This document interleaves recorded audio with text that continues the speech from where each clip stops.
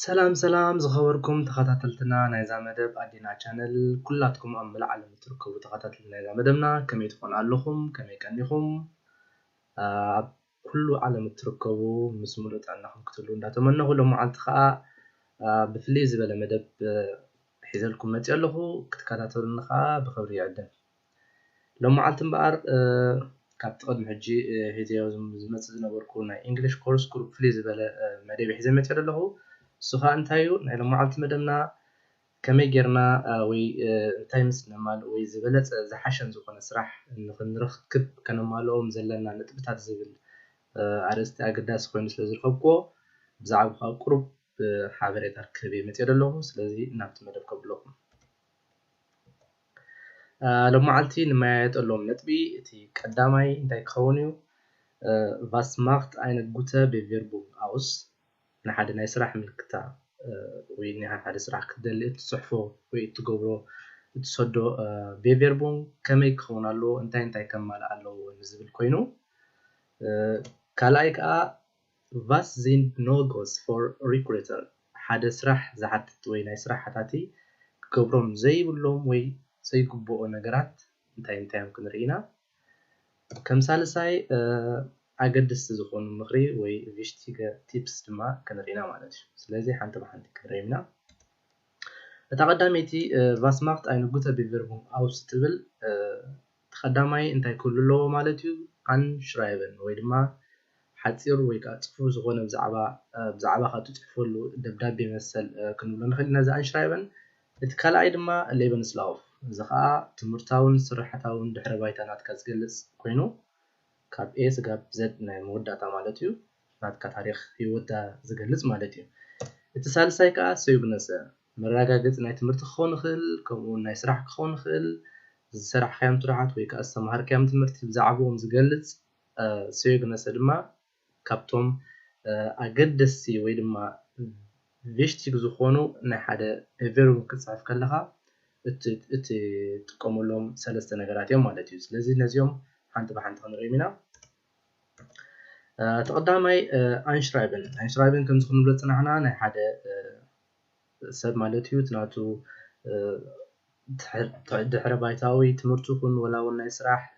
زغبرو تمكرتاتو زحفلو تايد باهليو إلنا يصنيحنا كال ابز حجي ناي انشرايبن كن كنقولهم زلنا وي كنغورم زلنا تمجمرتا تناتنا أدرس على مالتي بزي تي أيجن أنشرفت البال أدرس ناتكا بكم تقمت ناتكا بوستلايتس كتور التليفون تصحف مالتيو تخلعي كم كلاي مالتيو نايتي تصحفول دلها سرح ويتصدول دلها ملكتا نسرح ناتو أدراشا بتصحف كتيلكا أب يمانا وغن بالعقل مالتيو تي داتوم ويكا تعلت تفلو دلها تصحف كاتيلكا تي بيتريف انتي غنابي خاتصد دلها تي تصحفو دلها بفيربون على السينر على الماركتينج وسوخيما زيا تصحفا مالتيو كاتيلكا بالحريو تي سلامتا مالتيو تي جروس فورمال ابز حجي كل غزي كنتنقق دلنا ابتي ناي سراح انجيبوت تصحيفو دلو مالتيو نايتي انشبريش بارتنر شمز صحف كل غزي سبيتي تخنا زيركي ارتا فراو ستو سوايت خوينها زيرغي ارتر فراو هير إلنها نصحو مالتي زخونه شم نايتي انشبريش بارتنر ندحر زي تصحف من كل غزي زيرغي ارتر دامن اون ديهرن لنا كنصحو نخلينا مالتي سلازي اجون تنقالنا كل غزي توهيبنا دي اي توهابنان كم زلو كنراغاغص علينا مالتي سلازي بدحريو مالتي تقندت مين بودي بزعبا كتصحفو زلكا قصينا نرينا انت كتمال عليك ابزي كنرينا ابز تصحفو مالتي أموداتا تي سلامتا جيركا تعطو وندانا أطلس خاتي انتشرايبن ناتكا خات تقبرلو مالتي سلازي ناي انشرايبن فورمات كم جاء تمثل بزعبا زناي انشرايبن فورمات اب each and every كم جيركا تصحف انتي تملكت ابي انتي كخد جمرا لكا ويون اينو تم تمقدس قالات بزعبو زحبر أموداتا نايزي نايزا فيديونا لينك اب تحت الجود فولكمي بوتا مركزكم كتري تخليهم مالتي سلازي اب انشرايبن ثلاثه نغرات وي ثلاثه حدوتات ክንምልስ ኣለና ኩሉ ግዜ ዛ አንሽራይብል ንፅሕፎ ሕጂ exactly ዝኾነ ብዛዕባ እቲ ደሊናያ ዘለና ስራሕ ክንፅሕፎም ዘለና ወይ ክንምልሶም ዘለና ሰለስተ ነገራት ኣለዉ ንዕኦም ከዓ ብፅፉፍን እንታይ ዝበሃሉ ዝኾነ ኣገባብ ክንፅሕፎም ኣለና ማለት እዩ እቲ ቀዳማይ እንታይ እዩ warum wollen Sie diesen Job ተቀዳሚት ክንምልሳ ዘለና ማለት እዩ ስለምንታይ ኢና ነዚ ስራሕ ዝደሊና ዘለና እንታይ ስለ ዝኾነ ኢና ነዚ ስራሕ ዝንደልይ ዘለና ምናልባት ሽፓስ ክበካ ክእል እዩ ከምኡ ዓይነት ስራሕ ናትካ ሆቢ ክኸውን ክእል እዩ ወይ ኣብ ከምኡ ክትሰርሕ ትደሊ ነርካ ክትከውን ትኽእል ኢኻ ስለዚ ስለምንታይ ኢኻ ነዛ ጆብ ነዛ ኣብዛ ስራሕ ስለምንታይ ኢኻ ንስኻ ክትሰርሕ ደሊኻ ዘለኻ እታ ሜን ሪዝን ክትፅሕፋ ትኽእል ኣለካ እዚኣ ተቐዳሚት ክትምልሳ ዘለካ ማለት እዩ ከም ካልኣይ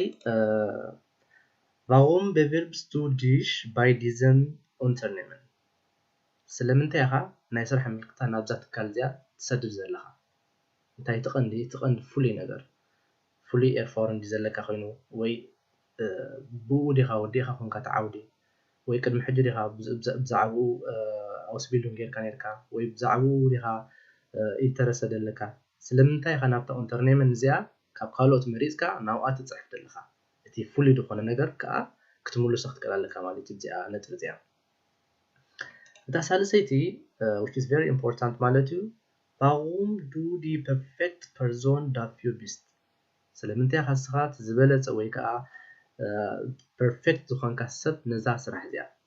ኣብዚ ሕጂ ብዙሕ ነገር ክትገልፅ ትኽእል ኢኻ ንኣብነት ፕራክቲኩም ብዛዕባኡ ገይረ ነይረ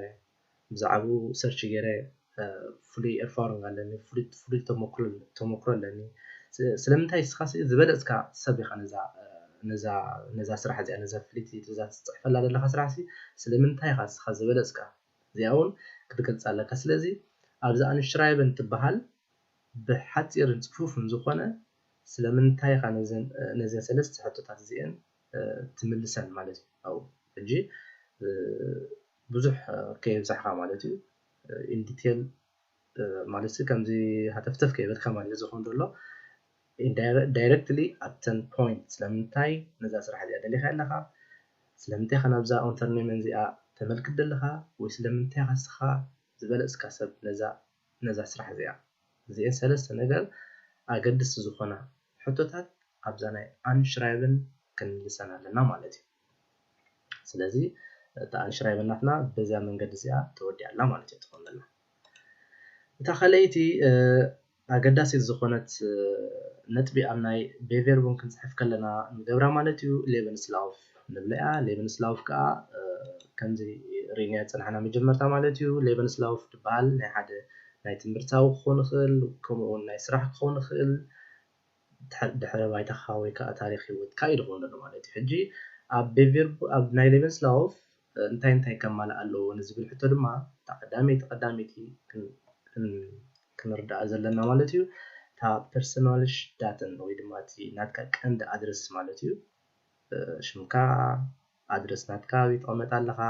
ቴሌፎን ናምበር ኢሜይል ናትካ ጊፖርት ስታቱም ወይ ቦታ ዝተወለድካሉ ብሙሉእ ማለት እዩ ሓንቲ ከይተረፍካ ክትፅሕፍ ኣለካ ካልእ ፎቶ እውን ኣገዳሲ ነገር እዩ ክትገብሮ ትኽእል ኢኻ ኣይትኽእልን ኢኻ ግን ፅቡቅ ኣይንድሩክ ንኽትህብ ዝበለፀ ስእሊ ምግባር እውን ሓደ ካብቲ ኣገዳሲ ነገር እዩ ካልኣይ እቲ እንታይ ዝበሃል እቲ ቤሩፍስ ኤርፋውን ዝበሃል ናትካ ተመክሮ ናይ ስራሕ ተመክሮታትካ ካብ መዓስ ክሳብ መዓስ ጀሚርካ ኢኻ እንታይ ዝበሃል ቤሩፍ እንታይ ዝበሃል ተመክሮታትካ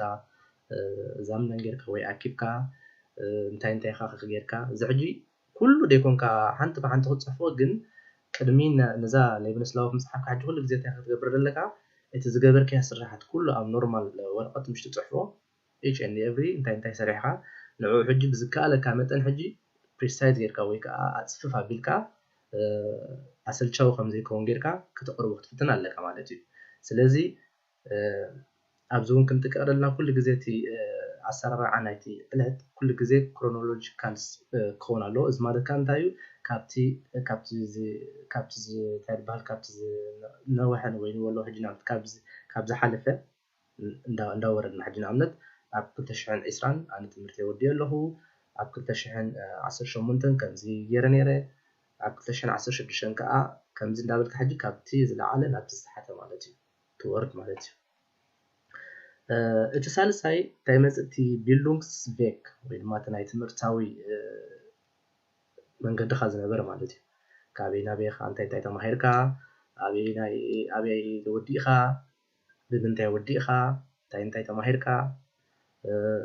ብዝብል ነጥቢ ከዓ ኣብዚ ናይ ቢልዱንግስቬግ ፅሕፎ ማለት እዩ ብምቕፃል እቲ ቤዞንድሮ ኬንትነሰ ኣብዚ ቤዞንድሮ ኬንትነሰ ዝበሃል ሕጂ እንታይ እዩ ፍሉይ ዝኾነ ክእለት ዘለካ ማለት እዩ ንኣብነት ሕጂ ዝኾነ ሰብ ብዙሕ ቋንቋ ኣይክእልን ክኸውን ንስኻ ግን 4-5 ቋንቋ ትኽእል ትኸውን ስለዚ እቲ ናይ ቋንቋ ክእለትካ ካብቲ ናትካ ሞተር ሽፕራኸ ወይ ድማ ካብቲ ናይ ኣደ ቋንቋ ወፃኢ ትኽእሎ ቋንቋታት ኩሉ ትፅሕፎ ማለት እዩ ካልእ ብዛዕባ ናይ ኮምፒተር ክእለት ተሊካ ወይ ናይ ሶፍትዌር ተሊካ ብሓፂሩ ፍሉይ ዝኾነ ካብቲ እንታይ ዝበሃል ቤዞንድሮ ኬንትነስ ዝበሃል ድማ ክትፅሕፎ ትኽእል ኢኻ ማለት እዩ ስለዚ ኣብ ናይ ሌቨንስላውፍ ብሕፅር ዝበለ ነዘን ተድባላ ነዘን ነጥብታት እዚአን ከነማልኣ ኣለና ብሓፂርን ፅፍፍ ዝኾነን ማለት እዩ ካብ 1 ክሳብ 2 ፔጅ ማለት እዩ ከይበዝሕ ካብ 2 ፔጅ ንላዕሊ እንድሕር በዚሑ ኣሰልቻዊ ክኾን ስለ ዝኽእል ብዝተኻለና መጠን ካብ 1 ክሳብ 2 ፔጅ ዝኸውን ክንፅሕፍ ንኽእል ማለት እዩ ብምቕፃል ኣብ ናይ ሌቨንስላውፍ ክንፅሕፍ ከለና መብዛሕትኡ ግዜ ዘጋጠሙ ጌጋታት ወይ ድማ ቲፒሽ ፌለር ዝበሃሉ ኣለዉ እሶም ከዓ ኩሉ ግዜ ክነውግዶም ኣለና ምክንያቱ ሌቨንስላውፍ ክንፅሕፍ ከለና ተጠንቂቕና ክንፅሕፍ ኣለና ከምኡ እውን ኣይንሽራይብን ክንፅሕፍ ከለና እውን ክንጠንቀቕ ኣለና ስለዚ እቶም ቲፒሽ ፌለር ዝበሃሉ እንታይ መነመን እዮም ክንሪኦም ኢና ማለት እዩ ተቐዳማይ ኮንታክት ኢንፎርማሲዮን ዜን ፋልሽ ኦዳ ፌለን እዚኣ እንታይ ሕጂ ከምቲ ገሊፅ ፀናሕኩ ማለት እዩ ኮንታክት ዳታ ናትካ ቴሌፎን ናምበር ክኸውን ይኽእል ኢሜል ክኸውን ይኽእል ብዝተኻለ መጠን እቲ እንታይ ዝበሃል ኮሬክት ዝኾነ ወይ ከዓ ቁኑዕ ዝኾነ ናትካ ቴሌፎን ወይ ከዓ ናትካ ኢሜል ወይ ናትካ ኣድረስ ክትፅሕፍ ኣለካ እዚ ስለምንታይ እዩ ንኣብነት ናትካ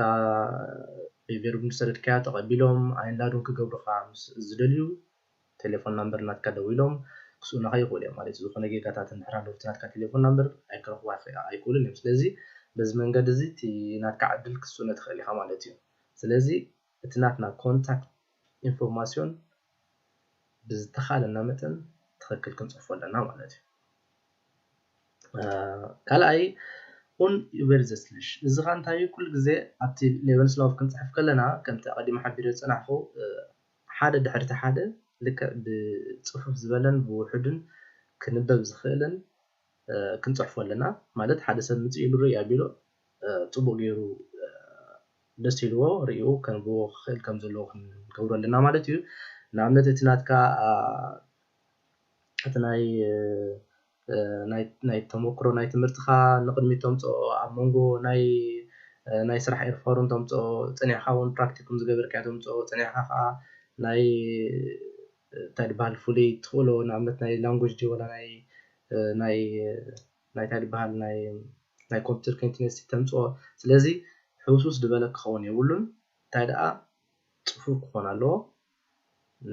ዝኾነ ሰብ መፅኡ ወይ ከዓ ርኢ ኣቢሉ ደስ ኢልዎ ከምኡ ከም ዝኽእል ማለት እዩ ስለዚ እዚ እውን የጋጥም እዚ ጌጋታት እዚ ሓደ ድሕርቲ ሓደ ናይ ምቅያር ማለት እዩ ስለዚ እዚ እውን ክንጥንቀቕ ኣለና ማለት እዩ እቲ ሳልሳይ ኑር ያርሳለን ኔነ ሕጂ እዚኣ እንታይ መብዛሕትኡ ሰብ ዝጥቀመላ ትሪክያ ወይ ድማ ሓንቲ ቴክኒካ እዚ ኸ እንታይ እዩ ኩሉ ግዜ እንታይ ኣሎ ኣብ ሌቨንስላውፍ ዝኾነ ሉክ ክህልወና የብሉን በቲ ሕግን ማለት እዩ በቲ ኩሉ ግዜ ዝብልዎ ማለት እዩ ስኻ ሉክ እንታይ ማለት እዩ ሓደ ሃዋፍ ዝኾነ ዓመታት ማለት እዩ ስለዚ መብዛሕትኡ ሰብ ሕጂ እንታይ ይጥቀም ነቲ ሉከት ንኽሽፍን ንኣብነት ሕጂ ካብ 2015 ክሳብ 2017 ዘሎ ናይ 2 ዓመት ማለት እዩ ካብ 2015 ክሳብ 2017 ከምዚ ገይረ ይብል ሕጂ ንኣብነት ኣብ 2016 ሰብዚ እንታይ ከም ዝገበረ ኣይገልፅን ዘሎ ወይ ኣብ ዝኾነ ኣብ ስራሕ ኣይነበረን ክኾን ይኽእል ኣብ ትምህርቲ ኣይነበረን ክኾን ይኽእል እታ 2016 ስለ ኣብ ዝኾነ ቦታ ዘይነበረ ዝፅሕፎ ከዓ ስለዘይብሉ እንታይ ይገብር ሕጂ መብዛሕትኡ ሰብ ሕጂ ካብ 2015 ክሳብ 2017 ኣብ ከምዚ ነይረ ኢሉ ሓደ ስፔሲፊክ ዝኾነ ነገር ዝዛረብ ማለት እዩ ስለዚ ኣብቱ ሞንጎ እንታይ ከም ዝገበረ ስለ ዘይብሉ ዝኾነ ነገር ዝፅሕፈሉ እንታይ ይፅሕፍ ዓመተ ምህረት ጥራይ ይፅሕፍ ማለት እዩ ስለዚ እዚኦም ከዓ ኩሉ ግዜ እቶም ናይ ስራሕ እንታይ ዝበሃል ዝህቡ እቶም ኣርባዕተ ጌበር ድማ ኩሉ ግዜ ነዚ ነገር ስለ ዝፈልጡ እንታዮም ልክዕ እስኻ ተቐዳሚት ሌቨል ስላፍ ምሰለድ ካሉ ትዝርዮ ማለት እዩ ብኸመይ ፅሒፍዎ ኣሎ ኦኬ ዓመተ ምህረት ጥራይ ፅሒፍዎ ዘሎ ዓመተ ምህረት ስለምንታይ ጥራይ ብን ፅሒፍዎ ኣብ ምልክት ሕቶ ይመፅእ ማለት እዩ ስለዚ ኩሉ ግዜ ኣብዚያ ክንጥንቀቕ ዘለና ማለት እዩ እቲ ዕለት ክንህብ ከለና ኩሉ ግዜ ሞናትን ያርን ኩሉ ግዜ ብሓሳብ ክንበለና ወርሒ 6 2015 ክሳብ ወርሒ 8 2017 ከምኡ እንዳገበርና ማለት ስለዚ ብዝከኣለና መጠን እቲ ሞናት ክንፅሕፎ ክንክእል ኣለና ማለት እዩ በይኑ እቲ ያርሳል ክንፅሕፎ የብልና እዚኣ ከዓ ክንጥንቀቕ ኣለና ማለት እዩ ካልእ ኢቨትራይቡንገን ወዳ ጋር ሊዩበን ዝበሃል ካሎ እዚ ከዓ እንታይ ሕጂ መብዛሕትኡ ሰብ ናቱ ሌቨንስላውፍ ሪኦም ቀልጢፎም ክቕበልዎ ወይ ከዓ ደስ ክብሎም ስለ ዝደሊ ገለገለ ኢቨርትራይብ ንግብር ማለት እዩ ኣብ ፕራክቲኩም ገይሩ ሕጂ ንኣብነት ኣብቲ ፕራክቲኩም ዝገበሮ ገለ ነገር ክውስኸሉ ደሊ ወይ ከዓ እቲ ናቱ ኤርፋሩ ብዙሕ ዘይብሉ ብዙሕ ኤርፋርን ከም ዘለዎ ክገልፅ ደሊ ስለዚ እንታይ ክንከውን ኣለና ኩሉ ግዜ ሌቨንስላውፍ ናትና ክንፀሕፎ ከለና ኤርሊሽካይት ክህልወና ኣለዎ ምክንያቱ ዘወዳዙ ፅባሕ ንግሆ ኣብቲ ናይ ፈርስት እንግሊሽ ፍሬሽ ክንበፅሕ ከለና እውን ሓሶት እንድሕር ኮይኑ ኩሉ ግዜ ሓሶት ምዃኑ ስለ ዘይተርፎ ዝኾነ ናትና ሕማቕ ኣብ ልዕሊና ሕማቕ እንታይ ዝበሃል ኣረኣእያ ክህሉ ስለ ዘሎ ዝኽእል ብዝከኣለና መጠን እቲ ናይ ብሓቂ ቫርሃይት ወይ ከዓ እቲ ናትና ዝገበርናዮ ኤርፋርም ክንፅሕፍ ክንክእል ኣለና ማለት እዩ ስለዚ መብዛሕትኡ ግዜ ዝጋገየ ሰብ ወይ ከዓ መብዛሕትኡ ቲፒሽ ፌለር ዘጋጠም ኣብ ናይ ሌቨንስላውፍ ነዚኢታት ትመስል ስለዚ ዝተኻለና መጠን ኩሉ ግዜ ሌቨንስላውፍ ምፅሓፍና ኣንሽራይብን ምፅሓፍና ንሕና ፅሒፍና ምስ ወዳእና ቸክ ምስ ገበርናዮ ናትና ቀረባ ዝኾነ ሰብ ድዩ ወላ ከባና ድሓን ዝኾነ ንብሎ ዲና ኩሉ ግዜ እቲ ዝፀሓፍናዮ ክንሪኦ ክንክእል ኣለና ምክንያቱ ዝኾነ ሰብ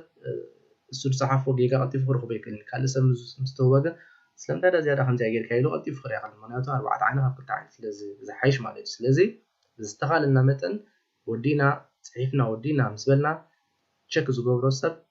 ክህልወና ክኽእል ኣለዎ ማለት እዩ ቅድሚ ምስዳድና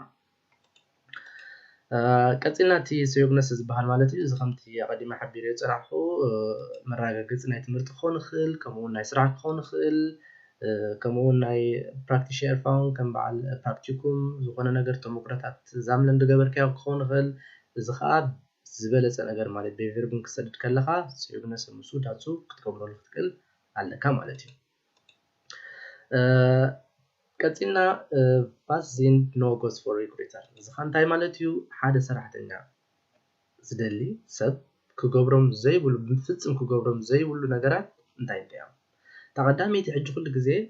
ዳርጋ 60% ከም ካብቲ ዝሰደድካዮ ብቨርብን ዘይቅበልዎ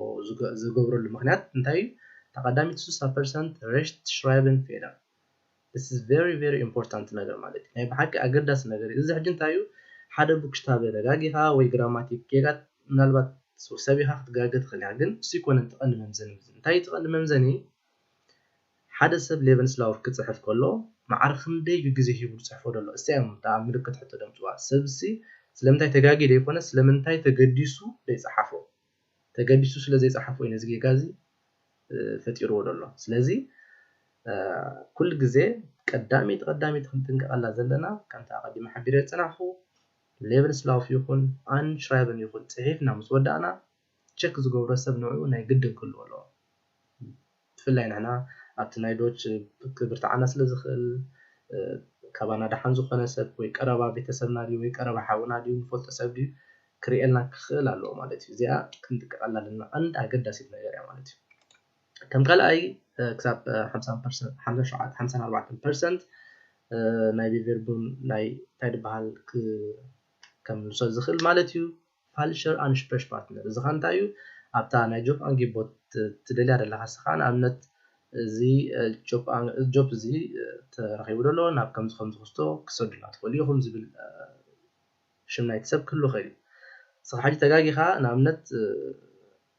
ሄር ዳቪድ ዝነበረ ሄር ኣማኒኤል እንድሕር ጌርካ ንኣብነት እዚ ሕጂ ዓብይ ጌጋ እዩ ስለዚ እዚ ከዓ ክንጥንቀቆ ኣለና ማለት ኩሉ ግዜ ተዋሂብና እንድሕር ኣሎ ሽም ናይ ሓደ ኣንሽፕሬሽ ፓርትነር እታ ሽሙ ክልተ ግዜና ሰለስተ ግዜና ቸገርና ክንርኢ ኣለና እንድሕር ዘይተዋሃበና ኸዓ ዘርጊኤርተር ዳመን ኦን ሄረን ኢልና ክንፅሕፋ ማለት እዩ ቀፂልና ሉኮን ኢን ሌቨልስ ላፍ ኦን ኤር ክሊሮ እዚኣ ኸ ተቐዲመ ተዛሪበላ ፅናዕኹ ማለት እዩ ክሳብ 46% ይቁፀር ማለት እዩ እዚ ኸ እንታይ እዩ ሓደ ሌቨልስ ላፍ ክንፅሕፍ ከለና ኣብ መንጎ ብዙሕ ሓጓፋት ክህልወና የብሉን ማክሲማም ክሳብ 3 ወርሒ 4 ወርሒ ወላ ሓንቲ ፀገም ኣይምፅን እዩ ካብኡ ንላዕሊ ምስ ዝኸውን ግን ኣብ ምልክት ሕቶ ይኣቱ ማለት እዩ ስለምንታይ እዩ ኣብ ዓመት ሙሉእ ኣበይ ነይሩ ክልተ ዓመት ሙሉእ ኣበይ ነይሩ ንዝብል ሕቶ እዩ ዝመፅእ ምናልባት ኣብ ናትና ኩነታት እንታይ ክንፅሕፎ ንኽእል ኢና ኩሉ ግዜ መንገድታትና ካብ ሓደ ቦታ ናብ ሓደ ቦታ እንዳኸድና ስለዝመፃና ኣብ ገሊኡ ቦታ እውን ንኣብነት ኣብ ሱዳን ድዩ ኣብ ገለ ድዩ ነዊሕ ዓመታት እውን ፀኒሕና ክንከውን ስለንኽእል ነዚ ጉዳያት እዚ ንሕና ሕጂ ንኣብነት ኣብ ዶችላንድ ድሕር ኣለና ኣይንራይዘር ናብ ዶችላንድ ኣብ መንገዲ ከም ዝነበርካ ክትፅሕፎ ትኽእል ኢኻ ሕጂ ኩሉ ግዜ እንታይ እዩ ሉከ ክህሉ ይኽእል ግን እቲ ሉከ ኩሉ ግዜ እንታይ ትበሃል ትገብረሉ ማለት እዩ ሓደ ሪዝን ትገብረሉ ወይ ከዓ ኤር ክሊሪንግ ትገብረሉ ማለት እዩ ከምኡ ተጌርካሉ ወላ ሓንቲ ፀገም የብሉን ከምኡ ደይብሉ እንድሕር 2015 ኣብ ከምዚ ይመሃር ነይረ 2018 ከ ኣብ ዘሎ ክንድሕር ኢልካ ኣበይ ነርካ እዚ ኣብ መንጎ ዘሎ ዓመታት እንታይ ኢኻ ጌርካ እዚ ሕጂ ነቲ ኣርባዕተ ገበር ብጣዕሚ ኣገዳሲ ስለዝኾነ ብዝተኻለ መጠን ሉከ ክህሉ የብሉን ሉከ እንድሕር ተረኺቡ ከዓ እንታይ ኢኻ ኣብ ምንታይ ነርካ እንታይ ስለዝኾንካ ኢኻ እንታይ ስለዝገበርካ ኢኻ ኣብኡ ከዓ ሪዝን ክፅሕፈሉ ኣለካ ማለት እዩ ቀፂልካ እቲ ፋልሸ ቢቨርቡ እዚ ሕጂ መብዛሕትኡ ግዜ እንታይ ደጋጥም ምናልባት ሕጂ ፋልሸ ቢቨርቡ ከመይ ጌረ ኣነ ፋልሸ ድኹም ቢቨርቡ ክፅሕፍ ናብ ሓደ ኢንተርኔመን እንዳፅሓፍኩስ ከመይ ጌረ ኢልካ ክትዛረብ ትኽእል ኢኻ ግን መብዛሕትኡ ግዜ ዝጌጋታት ይፍጠር እዩ እዚ ከዓ እንታይ ኩሉ ግዜ ናብ ብዙሓት ኢንተርኔመን እሞ ቢቨርቡ እንትፅሕፍ ሕጂ ኩሉ ግዜ እታ ዝፀሓፍካያ ኣይንሽራይበን ንበላ ሕጂ ናብ ናይ ማርኬቲንግ ሰዲድካ ተነርካ ቅድሚ ሕጂ ኣብታ ካልአይቲ ክሰድድ ከለካ ሕጂ ኦኬ ድሓን ንዓዓ ኮፒ ገይረ ጥራይ ቀይረሉ እየ ትብል ሕጂ መብዛሕትኡ ግዜ ከም ትጥቀም ኢኻ ሓደ ጥራይ ድቀየር ቃላት ቀይረስ እሳ ክሰድያ ትብል ሕጂ እታ ቤትሪፍ ትብል ኩሉ ግዜ ቢቨርቡ ማለስ ማርኬቲንግ ወይ ከዓ ቢቨርቡ ማለስ ኣካውንቲንግ ትብል ሕጂ ንዓዓ ንኣብነት ከይቀየርካያ ትርስዓ ስለዚ ንዓዓ ከይቀየርካ ትርስዓ ኣለኻ ናብቲ ካልእ እንታይ ዝበሃል ኣርባዕተ ገበር ትሰድ ኣለኻ ማለት እዩ ስለዚ ከምዚታቱን ጌጋታት ትፍጠር እዩ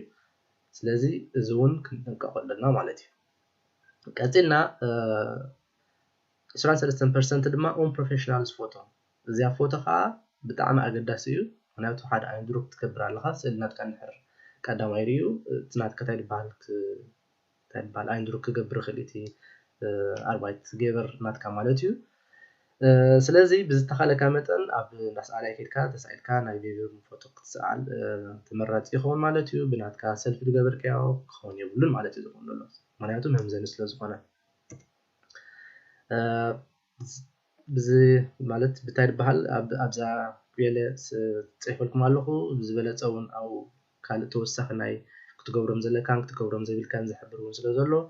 ኣብዚኣ ክቤለ እዚኣ ኣትኹም ከዓ ክትርእዩ ትኽእሉ ኢኹም መወፃል ድማ ብዛዕባ ቪሽቲገ ቲፕስ ወይ ድማ ኣገደስቲ ምኽሪ እንትብል ነጥብና ድማ ተቐዳመይቲ ቢቨርቡ ሽራይበን ወይ ድማ ጎኒ ስራሕና ይኹን ወይ ድማ ትምህርቲ ከለና ኣብ ግዜ ትምህርቲ ንውዳእሉ ንኹን ቢቨርቡ ክንፅሕፍ ክንክእል ኣለና እዚ ሕጂ ንኣብነት ገለገለ ሰባት ወይ ገሌና ኣብ ናይ ላይን ፌርማ ክሳብ ናይ ዓመት ገለ ዝቡና እንታይ ዝበሃል ኣሎ ፈርትራክ ማለት እዩ ስለዚ ክሳብ ኣብቲ ስራሕ ዘለና ብዝከኣለና መጠን ጎኒ ስራሕና ማለት እዩ ብዝተኻለና ቢቨርቡ ክንፅሕፍ ኣለና ስለዚ ኣብቲ ግዜ ዝረኸብናሉ ኩሉ ግዜ ፍሉይ ዝኾነ ናይ እንታይ ዝበሃል ናይ ምፅሓፍ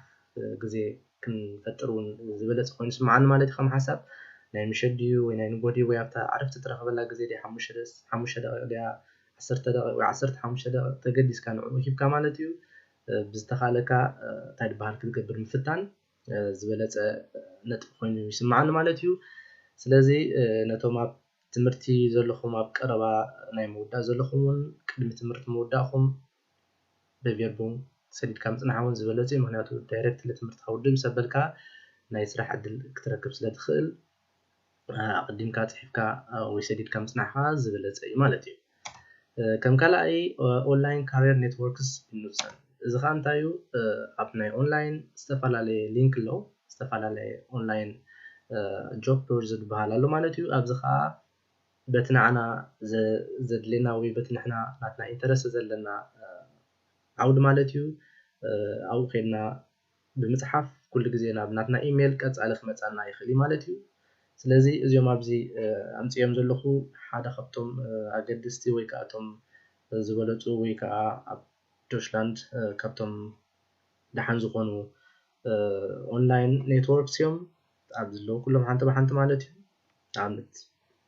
ሊንክ ኣሎ ቲንግ ኣሎ ኢንዴድ ዝተፈላለዩ በዓላት ኣሶልቨንት እንህለው እዚኦም ሕጂ ልክዕ በቲ ናትና ኢንተረስ ወይ ከዓ በቲ ናትና ዝምባለ እቲ ናይ ስራሕ እንታይ ዝበሃል ክንፅሕፎ ንኽእል ኢና ማለት እዩ ብዝተኻለና መጠን ናብ ናትና ኢሜል ብምስዳድ እቲ ዘሎ ናይ ጆብ ኣንጌቦት ቀፃሊ ክመፃና ይኽእል እዩ ማለት እዩ ቀፂለ ድማ ክሪቲክ ኣምሹረንድ ኣርባይት ገበር ብዝተኻለና መጠን ማለት እዩ ኣብ ናትና ኣይንሽራይብን ኣብ ንፅሕፈሉ ግዜ ማለት እዩ ብዛዕባ ምናልባት ቅድሚ ሕጂ ንሰርሕ ነርና ክንከውን ንኽእል ኢና ዝሰርሕ ነርና ካልእ ስራሕ ንቅይር ኣለና ሕጂ ብዛዕባ እታ ዝነበርከያ ወሃቢት ስራሕ ዝኾነ ሕማቕ ነገር ወይ ናቶም እንታይ ዝበሃል ምፅሓፍ ኣብኡ ኣየድልየካን እዩ ምክንያቱ እቲ ፐርሰናል ናቶም ክሳይ ስለዝኾነ ኣብ ናትካ ኣንሽራይበን ብዛዕባ ናቶም ሕማቕ ነገር ምፅሓፍ ኣየድልን ስለዚ ካብ ከምኡ ክንቁጠብ ኣለና ማለት እዩ ቀፂልና ኢቨርትራይበነ ዘልብስ ዳርሽተሉ እዚ ከዓ እንታይ እዩ ኣብቲ ናይ ሌቨንስላውፍ ክንፅሕፍ ከለና ናትና ወይ ድማ ኣብቲ ናትና ኣይንሽራይብን ክንፅሕፍ ከለና ብዛዕባ ናትና ቁሩብ ምልላይ ኣሎ ስለዚ ኣብኡ ሕጂ ዝተጋነነ ዓይነት እንታይ ዝበሃል ምልላይ ናትና ክህሉ የብሉን ማለት እዩ ምክንያቱ ዳይሬክትሊ ስፖርት ሜል ክትገብሮ ስለትኽእል ማለት እዩ ስለዚ ብዝተኻለና መጠን ከየጋነና ነብስና ከነላልኡ ንፍትን ማለት እዩ ቀፂልና መወዳእታታ ኣገዳሲት is very important ለዝሪኣ ማለት እዩ ንሽ ኣውፅገበን እዚ ከዓ እንታይ እዩ በቃ ፍፁም ተስፋ ዘይምቑራፅ ማለት እዩ ተስፋ ምቑራፅ ናይ ሕማቓት ስለዝኾነ ብዝተኻለና ተስፋ ክንቆርፅ የብልናን ምክንያቱ መብዛሕትኡ ግዜ ብቨርብ እንትሰድድ ኣብ ሳርጋ ክመፀካ ይኽእል እዩ ኣብ ሳርጋ ክመፀካ ይኽእል እዩ እዚ ግን ንዓኻ ተስፋ ክቆርፀካ የብሉን እንታይ ደኣ ከም መሊሱ ጥራይ ክሕይለካ ኣሎ ምክንያቱ ኣብ መወዳእታ ከም ትዕወት ትፈልጥ ኣለካ ማለት እዩ ስለዚ ተስፋ ከይቆረፅና ብዝከኣለና መጠን ተሓሊልና ክንፅሕፍን ክንሰርሕን ኣለና ምክንያቱ ኣብ መወዳእታ እውን ከም ንዕወት ስለ ንፈልጥ ማለት እዩ ስለዚ ክቡራት ተኸታተልቲ መደበይ ናይ ሎም መዓልቲ ሒዘልኩም መፅአ ዝነበርኩ ኣርእስቲ ነዚኣ ትመስል ነይራ I hope important ኮይና ትረኽብዋ ቁርቡን ክሕግዘኩም ተስፋ እንዳገበርኩ ሎም መዓልቲ ሒዘን መፅአ ዝነበርኩ መደብ እዚአን እየን ኣብ ቀፃሊ ብካልእ ስጋብ ንራኸብ ኣብ ዘለናዮ ሰሰናዮ የቐኒየለይ